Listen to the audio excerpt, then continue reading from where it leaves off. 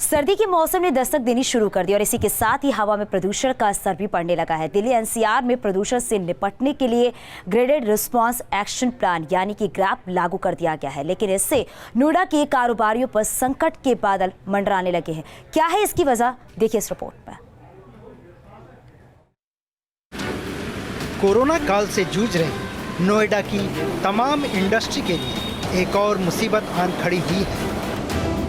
ये मुसीबत है ग्रैप यानी graded response action plan. Delhi NCR को प्रदूषण से बचाने के लिए इस योजना को अमल में लाया गया है। प्रदूषण से निपटने के लिए अपनाया गया ये एक्शन प्लान नोएडा की औद्योगिक इकाइयों के लिए भारी पड़ रहा है। दरअसल इसके तहत डीजल से चलने वाले जनरेटर पर पाबंदी लगा दी गई है। ऐसी स्थिति में जब नोएडा में पावर कट की समस्या बरकरार है, ये फैसला कारोबारियों के सामने बड़े संकट की तरह आ खड़ा हुआ है। जेनसेट जो है, मैं आपको बता दूं, हमारी इंडस्ट्री का दिल है।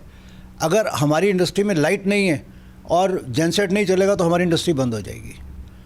आज सबसे अहम चीज़ जो ये है, मैं सरकार से प्रार्थना करूंगा कि हमारी जो एक्सपोर्ट की एसेंशियल कैटेगरी में लेके इसके लिए आप इसके ऊपर बैन ना लगाएं, क्योंकि हमारे यहाँ पे एक एक्सपोर्ट की फैक्ट्री में जहाँ 100 kVA का जनरेटर होता है वहाँ 1000 आदमी काम करता है।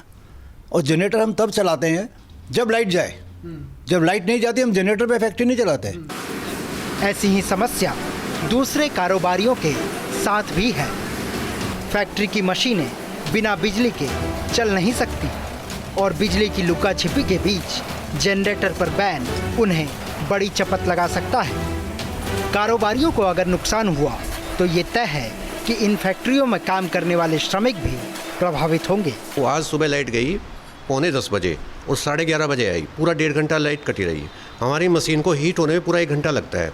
उसके बाद हम काम शुरू करते हैं।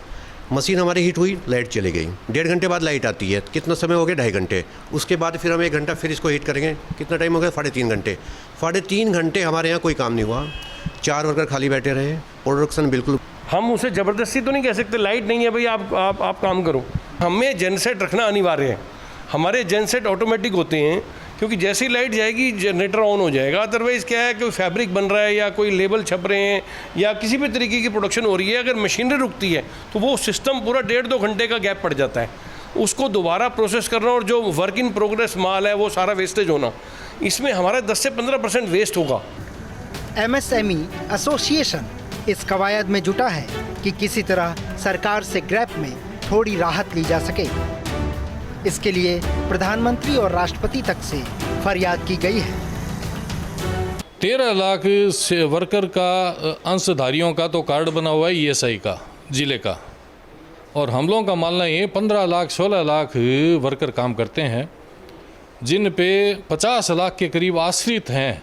चिट्ठी हमने CM को लिखी, PM को लिखी, उसके बाद भूरेलाल जी को चिट्ठी लिखी। उसके बाद में हमने लास्ट में जब ये फांसी के जैसा आदेश हो गया तो हमने राष्ट्रपति जी से भी गुहार लगाई है। ये ज़रूर है कि NCR को प्रदूषण से बचाने के लिए सख्त कदम उठाने की ज़रूरत है, लेकिन इसके साथ साथ ये भी देखना आवश्यक है कि इन कदमों से प्रभावित होने वाले औद्योगिक इकाइयों के लिए पर्याप्त वैकल्पिक इंतजाम किए जाएं। कोरोना से पहले से ही उद्योगपतियों के हाल ख़राब हैं, उद्योग के हाल ख़राब हैं। ऐसे में ये नया आदेश उन्हें और परेशान कर रहा है। पहले से ही लोगों ने कई सारे एम्प्लॉयज़ को निकाला है, श्रमिकों की कमी की है। ऐसे में साफ कहना उद्योगपतियों का कि अगर यही हाल रहा तो जो एम्प्लॉयज़ बचे हुए हैं उनकी सैलरी के लिए भी संकट खड़ा हो जाएगा। फ़िलहाल राष्ट्रपति तक से गुहार लगाई गई है, लेकिन राहत का इंतज़ार उद्योगपतियों को अब भी है। वीडियो जर्नलिस्ट संदीप के साथ मनीष चौरसिया, न्यूज़ स्टेट, नोएडा।